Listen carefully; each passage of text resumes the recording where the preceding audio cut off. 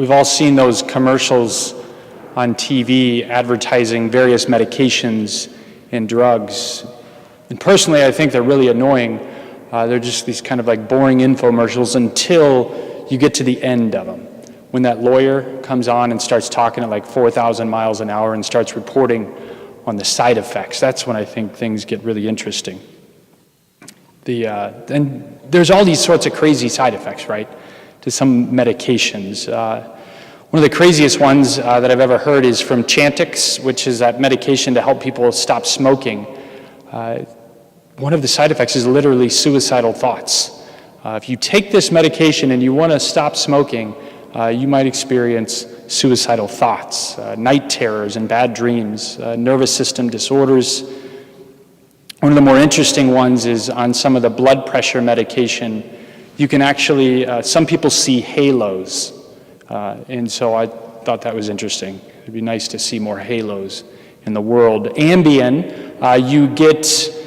some people get this side effect, what's called sleep eating. I don't know if you've ever heard of that. I just heard of it. Sleep eating is when you wake up in the middle of the night, and it's kind of like sleepwalking, except you go to your refrigerator and you just grab food and you start eating, and you don't remember it when you wake up the next morning. That is called sleep eating, and so if you take Ambien, you're at risk for sleep eating.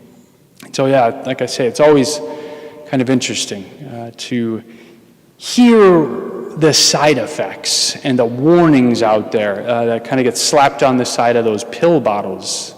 And so, you hear that lawyer and you're like, did he just say that if I take this, I'll become a zombie, I might want to kill myself, and also I will start seeing halos? I want to take that medicine. I want to take that. I'm going to talk to my doctor about that one. And the point is that there's a million reasons why we perhaps should not take certain medication, but yet we still do, right? We still do. Despite the warnings, despite the reasons that we might not want to, despite the side effects, we're going to take it because those side effects beat the alternative. They beat the alternative of maybe losing our life, not living as long as we might be able to. And I think it gives us a great parallel to marriage. Marriage is almost exactly the same. Right? Marriage should probably come with a warning label. And there should probably be someone there that says, do not enter marriage if. Do not enter marriage if. And maybe some of you ignored those warning labels altogether and still entered into marriage. Maybe some of you considered them well. And still entered into marriage because those warnings, those reasons to not get married, do not beat out the reason to marry. But I kind of wonder, what would that warning label look like on marriage? Do not get married if you like your independence, if you like being right and your way without compromise. Do not get married if you need someone else to make you happy. Do not get married if your eyes wander or if you are prone to impatience and anger. Do not get married if you despise vomit, blood, diapers, mud, grass stains, and the occasional wrath of a child, or more than occasional. Do not get married if you like what you see in the mirror right now. Do not get married if listening, sacrifice, and showing respect cause you to roll your eyes.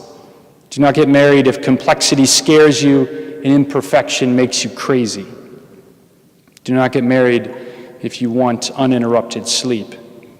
Do not get married if you like your life the way it is and change just isn't worth it. And there's about 6,000, 7,000 more reasons to not get married. And yet, like medication, like various forms of treatments, you and many like you chose to get married and continue to choose to be married. Despite all the reasons to not be married, you still choose to stay married. So why? What's the upshot? And I think, probably you could answer this in many, many different ways. There's probably as many different reasons as there are married couples. But from my vantage point, the upshot seems to be something otherwise than bland water. Something that is otherwise, or something that is otherwise as bland as water is changed into something that inflames joy in more than just the married couple. In fact, it's oftentimes at the expense of joy in the marriage. That joy is inflamed in those around them. Just as Jesus, shows up to this wedding today in Cana, and he's celebrating. He's partaking in this moment of joy in this random couple's life. And he changes this water into wine, telling us something about what's happening and causing joy in everyone there.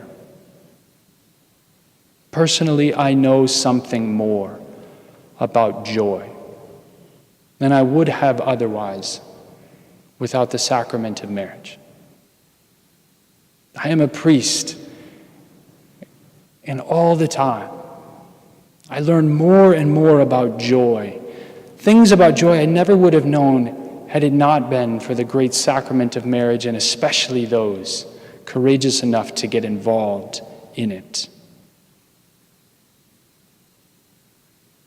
Precisely because of your sacrifice, commingled absolutely with his on the cross. But because of that sacrifice, the world knows something about joy. Everyone outside of your marriage knows something more about joy because of your sacrifice. Because you live the warning label of marriage, but yet you don't obey it. Because you choose marriage every single day, the world continues always. Whether we know it or not, the world always has a reason to rejoice because of marriage and because there are people in it. You are involved in something sacred, something set apart, something worthy enough of being the context of our Lord's first miracle, something our Lord celebrated and elevated. Marriage is a life of uncommon and unsung heroism, a life of sacrifice. You are married, many of you. You are married, and that is not something that is to be said with regret. That is something to be said with great pride. That's something that is so deserving of our respect and celebration because of you involved in marriage. The world no longer has to drink from the simple dregs of water, the bland taste of water. We all get to joyfully and heartily toast with the wine of new life, the wine of joy.